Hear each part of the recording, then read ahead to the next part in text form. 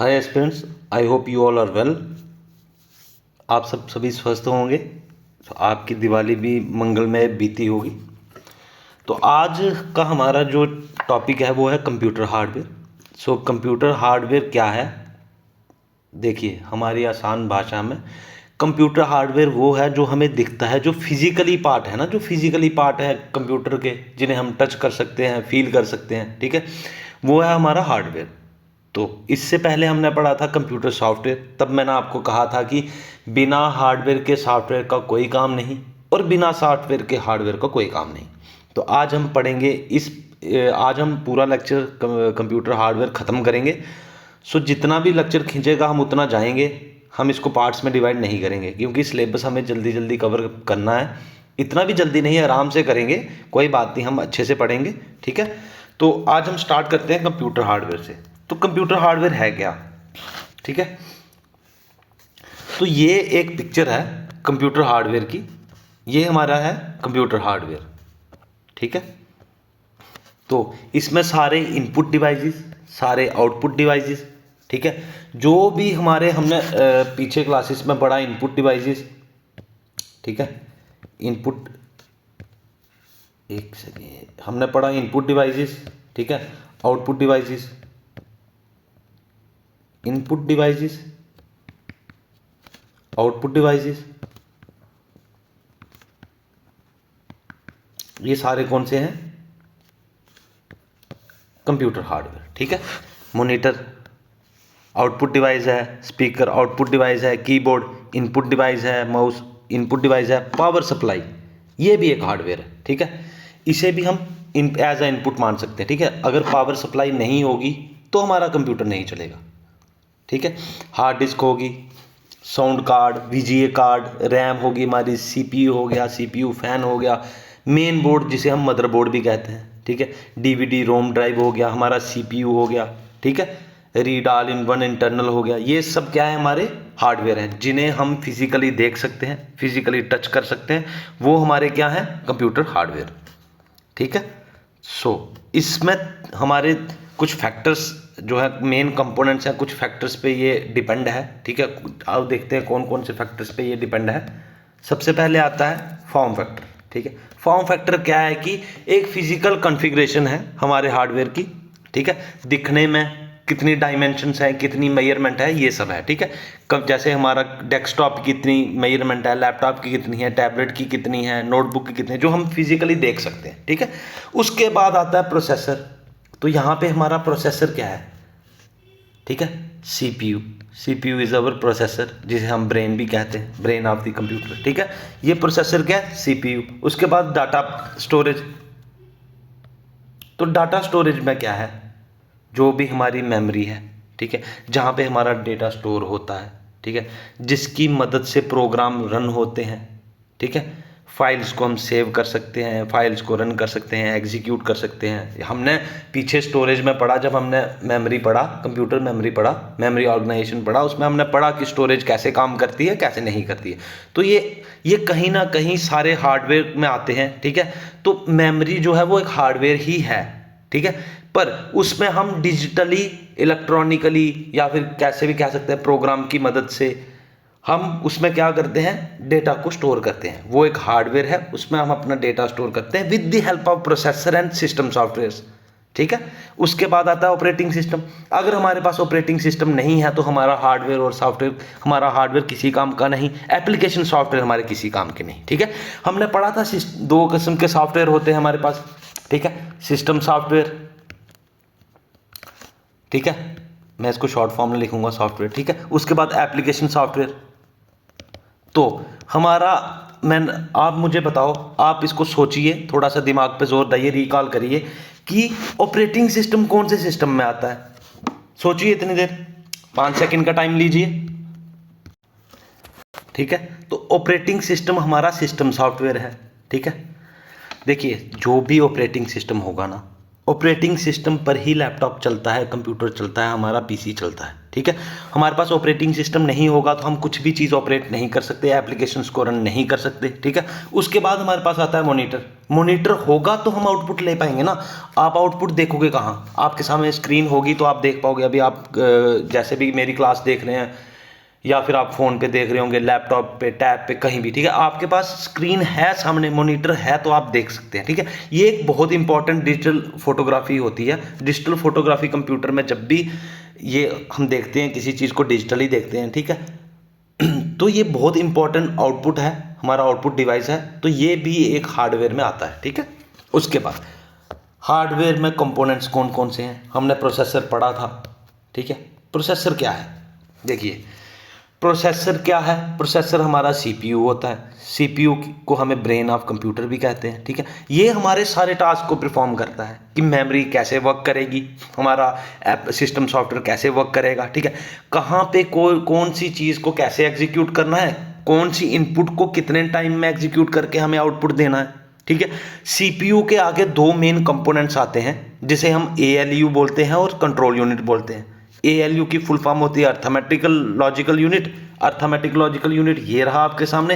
Then दूसरा आता है कंट्रोल यूनिट, ठीक है। अर्थमेटिक लॉजिकल यूनिट जो है वो हमारे अर्थमेटिक और लॉजिकल ऑपरेशंस को परफॉर्म करता है, ठीक है। अब मैं आपको बताता हूँ कि अर्थमेटिक और लॉजिकल ऑपरेशंस होते कौन से हैं, ठीक है। देखिए, रिकॉल करिए, हमारी लास्ट एक क्लास में हमने अर्थमेटिक लॉजिकल यूनिट के बारे में पढ़ा था, जिसमें मैंने आपको बताया था कि जो एएलयू है वो अर्थमेटिक और लॉजिकल ऑपरेशंस को परफॉर्म करता है, जिसे हम ऑपरेंड्स कहते हैं। याद कीजिए, हमने ओपी कोड और ऑपरेंड्स पढ़ा था, ठीक है। ये एएलयू का काम है, ठीक है। एएलयू क्या करता है? जो भी मैथमेटिकल और लॉजिकल ऑपरेशंस होते हैं ना हमारे कंप्यूटर के, वो एएलयू परफॉर्म करता है, ठीक है, जिसे हम ऑपरेंड्स भी कहते हैं, ठीक है। आप ये एमसीक्यू के पॉइंट ऑफ व्यू से आपको पूछा जा सकता है कि ऑपरेंड्स, आपको ऐसे पूछा जाएगा कि विच जैसे dash performs arithmetic and logical operations, उसमें आपको ऑप्शन में ओपी कोड और ऑपरेंड दिया जा सकता है, तो इसका सही आंसर होगा ऑपरेंड्स, ठीक है। I think you got it, ठीक है। देन उसके बाद आता है हमारा कंट्रोल यूनिट। कंट्रोल यूनिट क्या करता है? जो भी इंस्ट्रक्शंस मेमोरी से आती हैं, ठीक है, उस कोड को डी कोड करके एग्जीक्यूट करता है, ठीक है, जब भी एएलयू को जरूरत पड़ती है तब। समझ आई? देखिए, एएलयू में एक हमने डेटा को दिया, हमने कहा कि ये मैथमेटिकल डेरिवेशन है, इसे सॉल्व करना, ठीक है। कोई भी मैथमेटिकल डेरिवेशन है, जब हम उसे सॉल्व करेंगे तो हम उसको इन अ कोड, जब उसमें हमने पढ़ा था कि मशीन लैंग्वेज, कंप्यूटर क्या करता है? हमारी हाई लेवल लैंग्वेज को ट्रांसफ़र करता है मशीन लैंग्वेज में। मशीन लैंग्वेज किसकी फॉर्म में होती है? ये में, ठीक है। इसको डी कोड करके वो क्या करता है? एग्जीक्यूट करता है हमारी लैंग्वेज को, ह्यूमन लैंग्वेज को, जैसे इंग्लिश को लगा लो, ठीक है। हमने इंग्लिश में क्वेश्चन लिखा, उसको ये डी कोड करेगा इस फॉर्म में, ठीक है। इस फॉर्म में डी कोड करने के बाद एग्जीक्यूट करेगा, फिर हमारे पास रिजल्ट एज अ आंसर मिल जाएगा। हमें कहां पे मिलेगा? अभी हमने पढ़ा मॉनिटर में मिलेगा, ठीक है। तो ये था हमारा अर्थमेटिकल लॉजिकल यूनिट का काम और कंट्रोल यूनिट का काम, ठीक है। उसके बाद हम चलते हैं क्लॉक स्पीड पे। देखिए, आपने क्लॉक की स्पीड के बारे में पढ़ा होगा या नहीं पढ़ा होगा, कोई प्रॉब्लम नहीं है, मैं आपको पढ़ाऊंगा, ठीक है। सबसे पहली बात, दो चीज़ें ध्यान में रखना। मेरी क्लास में आना है तो एक नोटबुक और एक पेन अपने पास रखना है, ठीक है। क्योंकि हम टाइम पास नहीं करेंगे, हम पढ़ेंगे। कोई भी चीज़ हम पढ़ेंगे, हम उसको लॉजिकल में पढ़ेंगे, हम उसको थोड़ा डेप्थ में पढ़ेंगे, इतना ज़्यादा डीप नहीं जाएंगे, बस इतना समझाऊंगा कि आपको समझ आ जाए, ठीक है। क्योंकि जो चीज़ें मैं बोलता हूँ उनमें से कहीं ना कहीं कोई ना कोई एमसीक्यू डिराइव हो रहा होता है आपका, ठीक है। तो सबसे पहले नोटबुक अपने पास रखनी है, पेन अपने पास रखना है। ये जो राम कथा यहाँ पे लिखी है, जो भी इसमें है, ये आपने बाद में पढ़ना है। क्यों? पहले आप उसको गो थ्रू करोगे कि क्या है ये। मैं आपको हमारी आसान भाषा में समझाऊंगा, जो हमारी कॉमन लैंग्वेज है, हिंदी में समझाऊंगा, आपको बाद में इसको पढ़ना है, ठीक है। मैं चाहता हूँ कि आप मेरी एक बार वीडियो देखें, आपको उसके बाद वीडियो देखने की ज़रूरत ना पड़े, ठीक है। मैं बिल्कुल बेसिक वे से पढ़ाऊँगा, नॉर्मल वे से पढ़ाऊंगा। मैं कोई ज़्यादा इंग्लिश नहीं झाड़ रहा हूँ, ना कोई फालतू कुछ बोल रहा हूँ। मैं आपको सिंपल वे में समझाऊंगा। मैं चाहूँगा कि मैं आपसे कनेक्ट कर पाऊँ। मुझे नहीं पता मैं कनेक्ट कर पा रहा हूँ या नहीं कर पा रहा। I will try my best to connect with you, so आप मुझे आपके पूरे मार्क्स चाहिए कंप्यूटर में, दैट्स इट। इससे ज़्यादा मुझे कुछ नहीं चाहिए। मेरी गुरु दक्षिणा एक ही है कि आपके पूरे मार्क्स आ जाए, मेरे लिए वो गुरु दक्षिणा है, ठीक है। उसके बाद क्लॉक स्पीड क्या है, जो भी हम प्रोसेसर यूज़ करते हैं, ठीक है, देखिए समझिए, मैंने आपको बताया अभी प्रोसेसर क्या है। प्रोसेसर क्या होता है, सीपीयू होता है। सीपीयू में क्या है, हमने पढ़ा था कि सीपीयू को हम मेजर करते हैं, सीपीयू की स्पीड को मेजर करते हैं। सीपीयू की स्पीड को हम किस में मेजर करते हैं, गीगाहर्ट्ज़ में, ठीक है। जब भी कोई प्रोसेसर आप खरीदते हैं, जो भी आप अपना लैपटॉप या पीसी खरीदते हैं, तो उसमें आप देखते हैं कि इसका प्रोसेसर कौन सा है, कितने गीगाहर्ट्ज़ का है, ठीक है। तो ये डिपेंड करता है कि आप कितने पैसे खर्च कर रहे हैं, कितनी आपकी फाइनेंशियल एबिलिटी है, उस हिसाब से आप प्रोसेसर खरीदते हैं, ठीक है। तो जितनी क्लॉक स्पीड ज़्यादा होगी, उतना फास्ट उसकी प्रोसेसिंग स्पीड होगी, उतना ज़्यादा वो एग्जीक्यूट जल्दी करेगा, उतनी जल्दी हमें रिजल्ट मिलेगा, दैट्स इट। क्लॉक स्पीड क्या है, स्पीड रेटिंग है, ठीक है, दैट्स अ स्पीड रेटिंग। हम उसे मेजर करते हैं गीगाहर्ट्ज़ में। जितना ज़्यादा नंबर होगा, इतना ज़्यादा फास्ट रन करेगा, ठीक है। कई बार क्या होता है कि जनरेशन पे भी डिपेंड करता है। फॉर एग्जाम्पल, मैं आपको एक एग्जाम्पल देता हूँ, ठीक है। देखिए, एक छोटी सी एग्जाम्पल लेके चलते हैं। फॉर एग्जाम्पल, मैं हूँ, मी, यू, एक तरफ मैं हूँ, एक तरफ आप हैं, ठीक है। ज़्यादा देखिए बर्डन नहीं लेना है। अगर मेरी क्लास बोर कर रही है तो मैं ज़्यादा चुटकुले या कुछ ऐसा कुछ सुनाता नहीं हूँ, ठीक है। मैं सीधे पढ़ने की बात करूँगा तो मेरी क्लास में पढ़ना पड़ेगा, ठीक है। मैंने लिया एक लैपटॉप, उसका प्रोसेसर था 2 गीगाहर्ट्ज़, ठीक है। एक आपका पास लैपटॉप है, वो है 3 गीगाहर्ट्ज़, ठीक है। ये आ गई प्रोसेसर की बात, ठीक है। उसके बाद हम आगे पढ़ेंगे कि कोर्स का क्या है। मैं आपको थोड़ा सा कोर के बारे में बता देता हूँ। आप जब एक लैपटॉप खरीदते हैं, ठीक है, उसमें कोर का होता है। जैसे आप इंटेल आता है i3, ठीक है, ये आ गया आपके पास i5, समझ आई बात। देखिए, इसकी स्पीड ज़्यादा होगी, इसकी स्पीड थोड़ी सी कम होगी, ठीक है। कई बार क्या होता है कि जनरेशन का फर्क आता है। आपके पास है 3rd जनरेशन का, मेरे पास है 4th जनरेशन का, ठीक है। इसमें बेशक स्पीड प्रोसेसर थोड़ा कम है, कोर थोड़ा कम है, आपके पास प्रोसेसर बड़ा है, कोर भी बड़ा है, पर कहीं ना कहीं हो सकता है कि मेरे जो लैपटॉप है उसमें एप्लीकेशन कोई मैंने जैसे डाउनलोड कर लिया। फॉर एग्जांपल, मैंने एक एप्लीकेशन डाउनलोड कर लिया जिसका नाम है फोटोशॉप, ठीक है। मैंने फोटोशॉप डाउनलोड कर लिया, ठीक है। मैंने फोटोशॉप डाउनलोड किया, पर मेरे वाले में फोटोशॉप फास्ट रन कर रही है, आपके वाले में स्लो कर रही है। क्यों? डिपेंड करता है जनरेशन पे। क्यों? जितनी जनरेशन मतलब कि लेटेस्ट होगी, उतना उस प्रोसेसर में इवॉल्वेशन होता है, समझ आई बात।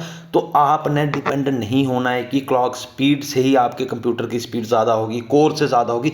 ये कहीं ना कहीं जनरेशन पे भी डिपेंड करता है। अगर आपकी जनरेशन लेटेस्ट है, बेशक उसका कोर कम है या फिर उसकी क्लॉक स्पीड कम है, तब भी कई बार क्या होता है, कुछ एप्लीकेशंस उसमें फास्ट रन होते हैं। सारों की मैं बात नहीं कर रहा, कुछ, ये तो एक बेसिक नॉलेज था।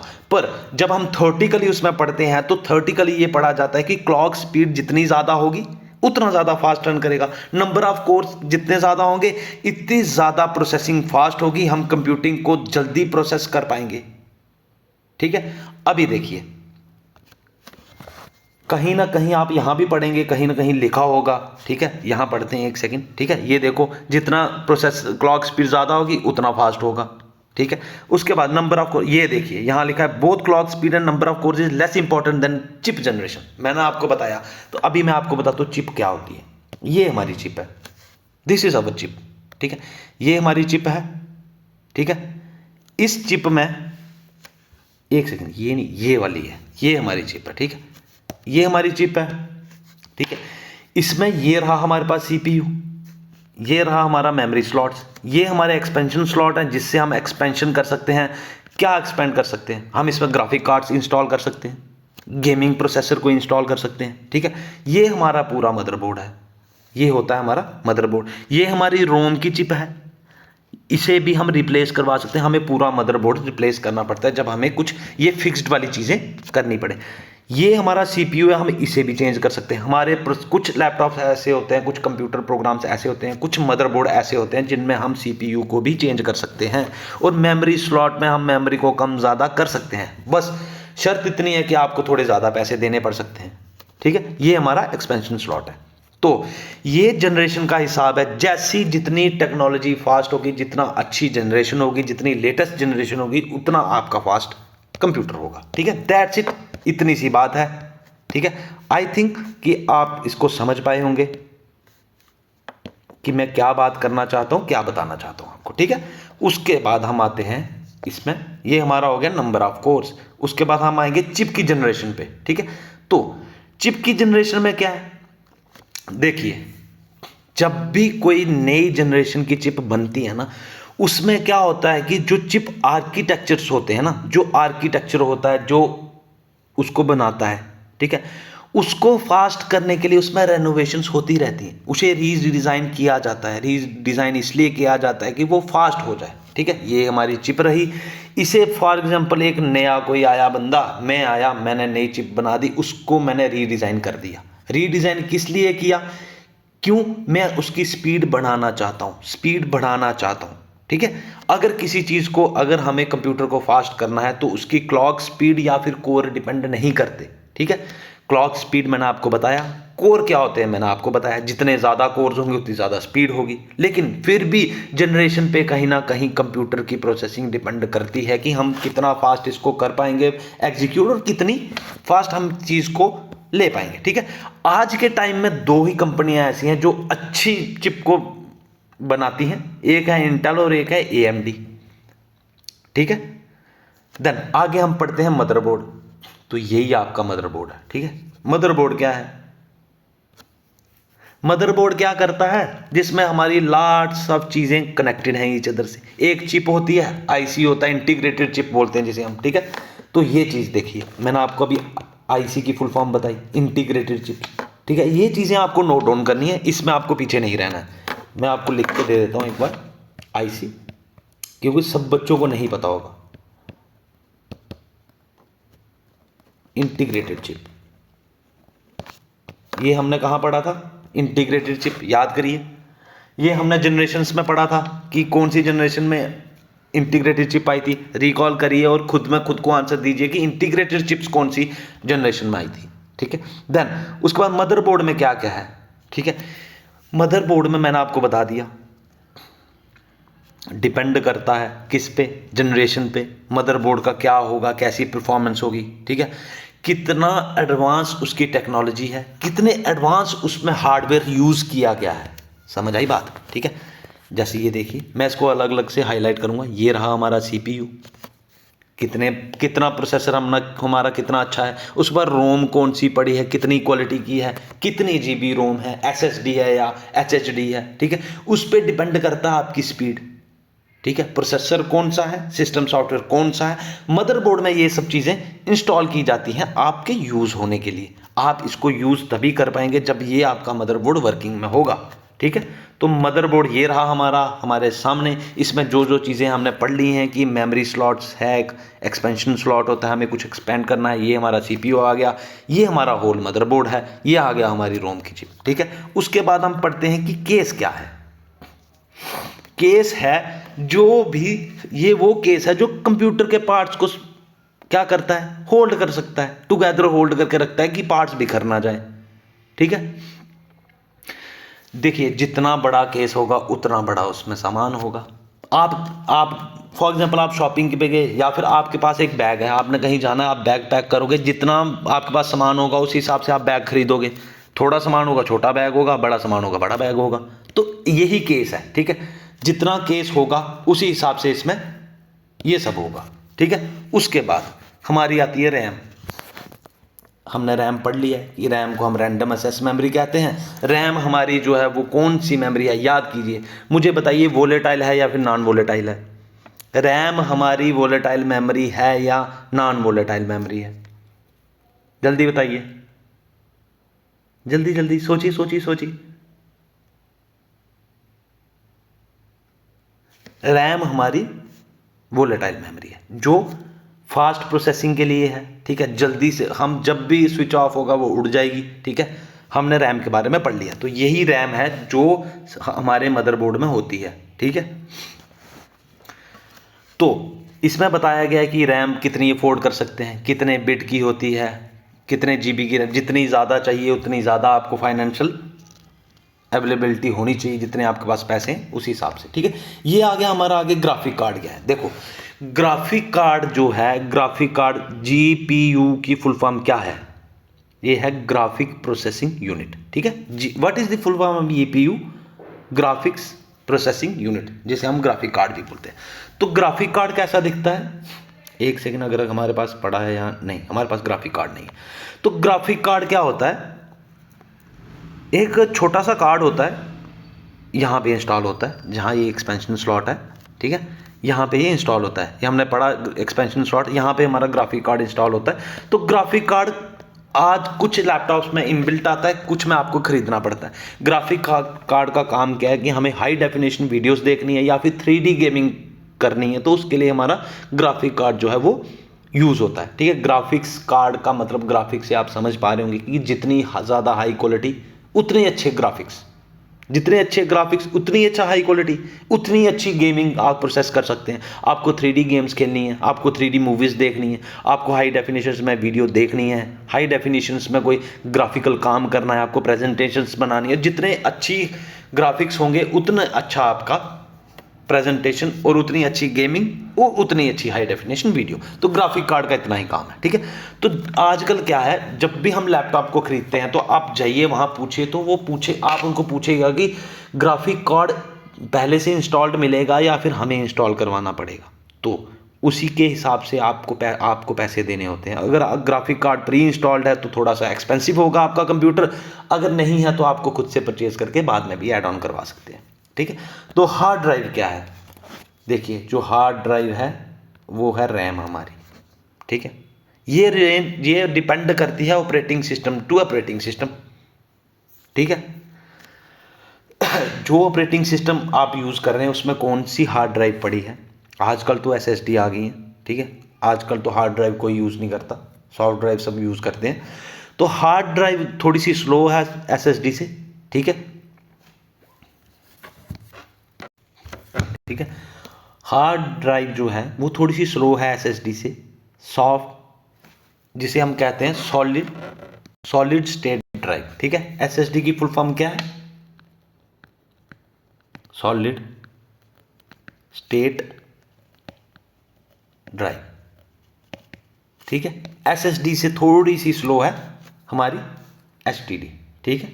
उसके बाद ये तो होगी इससे रिलेटेड बात। देन जो HHD है वो डिपेंड करता है कि आपका प्रोसेसर कौन सा है, आपका ऑपरेटिंग सिस्टम कौन सा है, उसी हिसाब से आप हार्ड ड्राइव को चूज़ कर सकते हैं, ठीक है।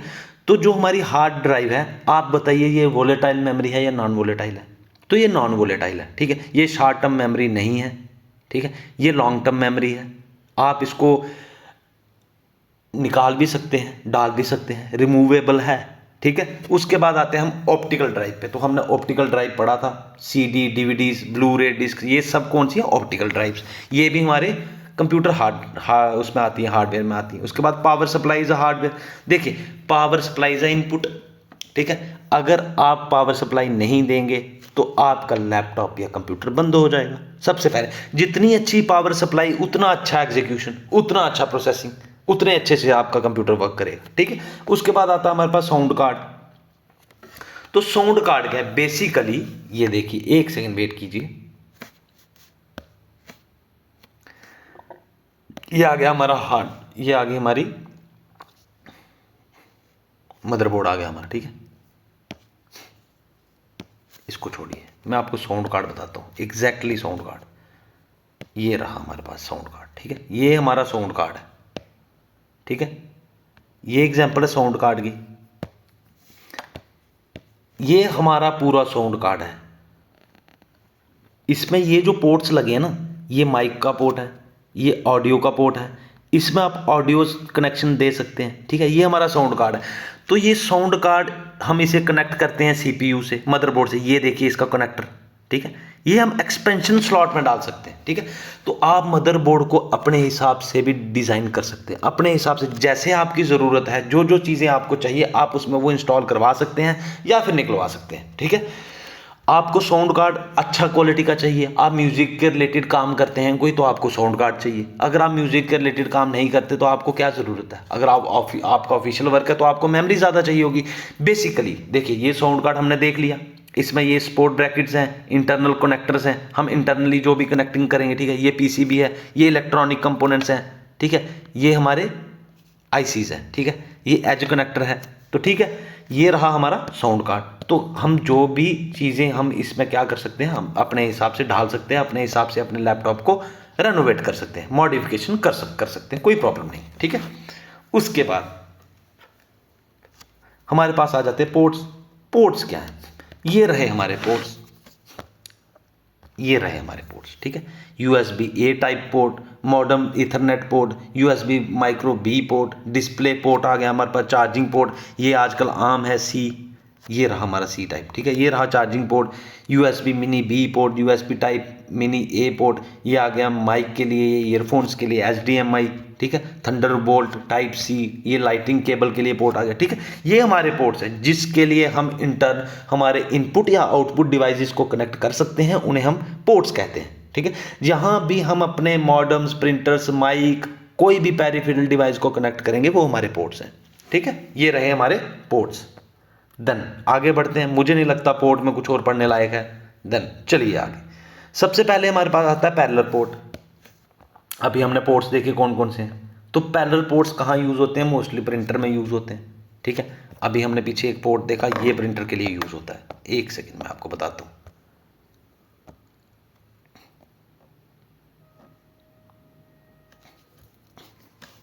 ये रहा हमारा पोर्ट। ठीक है, ये प्रिंटर में आम यूज़ होता है। ठीक है, ये यूज़ होता है। ठीक है, सबसे जो हमारा यूनिवर्सल है वो यूएसबी है, ये वाला पोर्ट सबसे ज़्यादा ये यूज़ होता है, सबसे ज़्यादा इजीली कन्वीनियंस यूज़ करने के लिए। इस पर कम से कम 100 के हिसाब से हम आउटपुट और इनपुट डिवाइसेज यूज़ कर सकते हैं। समझ आई बात, बाकी वाले आपने पढ़ने हैं। देखिए, यूएसबी पोर्ट हमें आम देखने के लिए मिलता है, हमारे चार्जर एडाप्टर में होता है ये सेम। ठीक है, हमारे लैपटॉप में हर जगह मौजूद है, 2-3 पोर्ट तो ये वाले होते ही होते हैं। ठीक है, देन हमारे पास आ गया पैरेलल पोर्ट। ठीक है, पैरेलल पोर्ट क्या करता है, इसमें 8 बिट्स होती हैं। ठीक है, 8 वायर्स होती हैं या फिर 8 से ज़्यादा होती हैं। इसमें 8 बिट जो है डाटा वो ट्रांसफ़र होता है, वो भी पैरेलली, इसलिए हम इसे पैरेलल पोर्ट कहते हैं। ये हमने पोर्ट पहले भी पढ़ा है। तो एज अ रिजल्ट कंक्लूजन हमें ये मिलता है कि पैरेलल पोर्ट हमें high speed data transmission provide करता है। ठीक है, सबसे ज़्यादातर पैरेलल पोर्ट कहाँ यूज़ होते हैं, प्रिंटर्स में। ठीक है, उसके बाद आता है हमारे पास सीरियल पोर्ट। तो सीरियल पोर्ट में हमने देखा था कि सिंगल वायर होती है, एक बिट को ट्रांसफर करता है डाटा को। ठीक है, इसमें हम क्या क्या यूज करते हैं, एग्जांपल क्या थी इसकी, मॉडेम्स, प्लॉटर्स। ठीक है, बारकोड रीडर्स। ठीक है, ओएमआर शीट्स, जो ओएमआर शीट्स को रीड करता है, ओएमआर। ठीक है, ओएमआर रीडर। ठीक है, तो ये है हमारा सीरियल पोर्ट, ये रहा हमारा सीरियल पोर्ट। यहाँ पे ये मॉडेम इंटरनेट के लिए। ठीक है, देन आगे चले, हम पढ़ते हैं यूएसबी, यूनिवर्सल सीरियल बस। ये मोस्ट इंपॉर्टेंट है क्योंकि ये सारे पेरिफेरल डिवाइसेस को कनेक्ट करता है। इसके नाम पे जाइए, यूनिवर्सल सीरियल बस। यूनिवर्सल मतलब यूनिवर्सल है, इसमें काफ़ी सारे, मैंने आपको कहा था 100 के हिसाब से, यहाँ 127 लिखा है। आई थिंक कि अब तो 127 से ज़्यादा कनेक्टिविटी होगी इसकी। ठीक है, तो इसमें हमें हाई डाटा ट्रांसमिशन मिलता है। ठीक है इसमें हमें कुछ भी इंस्टॉलेशन करना है, डिवाइस ड्राइवर्स को डालना है, जैसे आप पेन ड्राइव को यूज़ करते हैं, पेन ड्राइव में भी यही आता है। ठीक है, तो आप डाटा ट्रांसमिशन कर सकते हैं, अपनी डाटा केबल को कनेक्ट करके कंप्यूटर से कनेक्ट कर सकते हैं, डाटा को ट्रांसफ़र कर सकते हैं इधर से उधर। ठीक है, ये रहा यूएसबी पोर्ट। उसके बाद आता है हमारे पास बसेस। तो बस क्या है, हमने पढ़ा था कि बस हमारे पास 2 टाइप की बस है, इंटरनल बस और दूसरी एक्सटर्नल बस। तो आपको रिकॉल करना है कि इंटरनल बस को और क्या बोला जाता है और एक्सटर्नल बस को क्या बोला जाता है। ये आपका होमवर्क है, आपको इंटरनल बस और एक्सटर्नल बस को पढ़ना है क्योंकि ये बहुत इंपॉर्टेंट है। मैं तो बता दूंगा, मैं नेक्स्ट क्लास में आपको इंटरनल बस और एक्सटर्नल बस के बारे में बता दूंगा। ठीक है, इंटर बसेस क्या करती हैं, मैं आपको एक थोड़ा सा रिकॉल करवा देता हूँ। बसेस एक पाथवे बनाती हैं, हमारे इलेक्ट्रॉनिक जो सिग्नल्स हैं उन्हें ट्रांसफ़र करने के लिए एक ब्रिज बनाती हैं, ठीक है। मैंने आपको एग्जांपल दी थी कि हमें यहाँ से कठुआ जाना है तो हमें बस की ज़रूरत पड़ेगी, हम पैदल तो नहीं जा पाएंगे ना। तो एक बीच में बैरियर आता है, उस बैरियर को कौन पाथवे करता है, उस वहाँ पे पाथ बना के कौन यहाँ से यहाँ जाता है, वो बस है। तो हमने कुछ प्रकार की बसेस पढ़ी थी, उनका अपना अपना काम था, ठीक है। सारी बसेस को आपने एक बार फिर से रिवाइज करना है, मैं अगली क्लास में आपको इसके बारे में बता दूंगा, ठीक है। तो फायर वायर क्या है, फायर वायर से हम क्या कनेक्ट करते हैं। फायर वायर यूज़ होता है ऑडियो और वीडियो मल्टीमीडिया डिवाइसेस को कनेक्ट करने के लिए। वीडियो कैमरा हो गया, ठीक है, जैसे वीडियो कैमरा हो गया, माइक हो गया, ठीक है, फायर वायर हम उससे यूज़ करते हैं, ठीक है। उसके बाद आता है हमारे पास इनपुट एंड आउटपुट पेरिफेरल्स। हमने ये इनपुट और आउटपुट डिवाइसेस में पढ़ा था कि इनपुट एंड आउटपुट पेरिफेरल्स क्या हैं। देखिए, इनपुट और आउटपुट पेरिफेरल्स वही हैं जिनसे हम इनपुट आउटपुट डिवाइसेस को यूज़ कर सकते हैं with the help of ports. हमने अभी पीछे पोर्ट्स पढ़ा, उनकी हेल्प से हम इनपुट और आउटपुट डिवाइसेस को जोड़ सकते हैं। जो भी इनपुट आउटपुट डिवाइसेस हैं वो कंप्यूटर हार्डवेयर में आते हैं, और बिना इनपुट डिवाइसेस के हम कोई भी डेटा या इंस्ट्रक्शन कंप्यूटर को नहीं दे सकते, बिना आउटपुट के हम उससे रिजल्ट नहीं ले सकते, ठीक है। तो इनपुट और आउटपुट दोनों डिवाइसेस को कौन से डिवाइसेस कहा जाता है, पेरिफेरल डिवाइसेस, ठीक है। यहाँ पे ये राम कथा आप पढ़िए, मैंने आपको आसान भाषा में समझा दिया, ठीक है। उसके बाद आता है हमारे पास एक्सपेंशन कार्ड। तो एक्सपेंशन कार्ड क्या है, ये रहा आपका एक्सपेंशन कार्ड, ठीक है। मैंने आपको अभी पीछे बताया, ये देखिए ये रहा आपका एक्सपेंशन कार्ड। तो आइए चलो एक चीज़ और देखते हैं। सबसे पहले याद रखना, ये है हमारा एक्सपेंशन कार्ड। यहाँ पे हम एक चीज़ और जोड़ेंगे, क्या जोड़ेंगे, ये जोड़ेंगे, ठीक है। अभी हम मदरबोर्ड में एक्सपेंशन कार्ड जोड़ेंगे, ठीक है। ये एक स्ट्रिप आती है, ठीक है, ऐसे करके एक स्ट्रिप आएगी आपके पास। उस स्ट्रिप में ऐसे कुछ वायर्स होंगी, ठीक है। जितनी एक्सपेंशन कार्ड में चाहिए होंगी या फिर कितनी एक्सपेंशन स्लॉट में चाहिए होंगी, इतनी वायर्स आएंगी। यहाँ से ये एक्सपेंशन स्लॉट से कनेक्ट होगी इसके साथ। तो हमें क्या हो गया, एक्सपेंशन कार्ड मिल गया। ये कौन सा कार्ड था, याद कीजिए, ये हमारा साउंड कार्ड है। तो हम कहाँ जोड़ेंगे इसको, हमारे मदरबोर्ड में। तो ये वर्क करना स्टार्ट कर देगा। अगर हमें ये नहीं चाहिए, हमें यहाँ मेमोरी को इंस्टॉल करना है, तो हम मेमोरी भी कर सकते हैं। हमें कोई ग्राफिक कार्ड इंस्टॉल करना है, वो भी कर सकते हैं, ठीक है। तो हम एक्सपेंशन स्लॉट में एक्सपेंशन कार्ड्स को हम कर सकते हैं, ठीक है। कहाँ इंसर्ट होता है, एक्सपेंशन स्लॉट में। क्या इंसर्ट करते हैं, एक्सपेंशन कार्ड को, ठीक है। तो हम इन्हें इंस्टॉल करके अपने हिसाब से कंप्यूटर को मॉडिफाई कर सकते हैं, जैसा हमें काम होगा हम वैसा काम इनसे ले सकते हैं, ठीक है। ये था हमारा आज का टॉपिक, ठीक है। आगे वाली क्लास हम पढ़ेंगे DBMS, डाटाबेस मैनेजमेंट सिस्टम। इसको पढ़ने के बाद हम पढ़ेंगे नंबर सिस्टम, ठीक है। ये एक बड़ा सा टॉपिक है, हम इसे 2 क्लासेस तो लगी जाएंगी कम से कम। तो आई होप आप सभी की दिवाली अच्छी रही होगी। तो आप सभी को ये रिवाइज करते रहना। अगर कोई इशू आता है मेरी क्लास से रिलेटेड तो आप मुझे व्हाट्सएप पे मैसेज कर सकते हैं। अगर मेरा नंबर सर ने आपको मेंशन नहीं किया तो मैं आपको आज अपना नंबर बता देता हूँ। आप मुझे व्हाट्सएप कीजिए, वहाँ पे एक चीज़ लिख दीजिएगा, सीधे आपने लिखना है कंप्यूटर, ठीक है। उसके बाद आपने मुझे इशू बताना है, मैं अगली क्लास में आपको वो मेंशन करके समझा दूंगा। डन। मैं लाइव पढ़ा रहा होता तो अलग बात थी, ठीक है। हो सकता है कहीं ना कहीं मैं लैग कर जाऊँ, मैं भी इंसान हूँ, मैं भी लैग कर सकता हूँ, इसमें कोई बड़ी बात नहीं। तो 2 चीज़ें मेरी क्लास में आने से पहले करना है, एक पानी पी के आना है, उठना नहीं है क्लास में। दूसरा, नोटबुक और पेन लेके बैठना है, चीज़ को समझना है, बोर बिल्कुल नहीं होना है, क्योंकि चीज़ को रिलेट करते जाओ और पढ़ते जाओ, ठीक है। नोट्स बनाने का तरीका थोड़ा सा कैजुअल रखो, ज़्यादा उसमें डीप जाने की ज़रूरत नहीं है। आप इन PDF पे जाओ नहीं जाओ इनको बाद में पढ़िएगा, पहले आपने अपने नोट्स बनाने हैं। जैसे कुछ भी लिख लिया आपने, सीरियल पोर्ट लिख लिया, आप नीचे हिंदी में लिख लो, ज़्यादा आपको नहीं, जो भी आपकी लैंग्वेज है जिसको आप समझ सकते हो। मैंने आपको जैसे बताया कि पैरेलल रिपोर्ट क्या करते हैं, आप सीधे सीधे ऐसे लिख लो। मैं आपको बता देता हूँ छोटी सी एग्जांपल। जैसे आपने लिखा पैरेलल रिपोर्ट, तो मैंने आपको बताया पैरेलल रिपोर्ट्स कौन से होते हैं, ठीक है।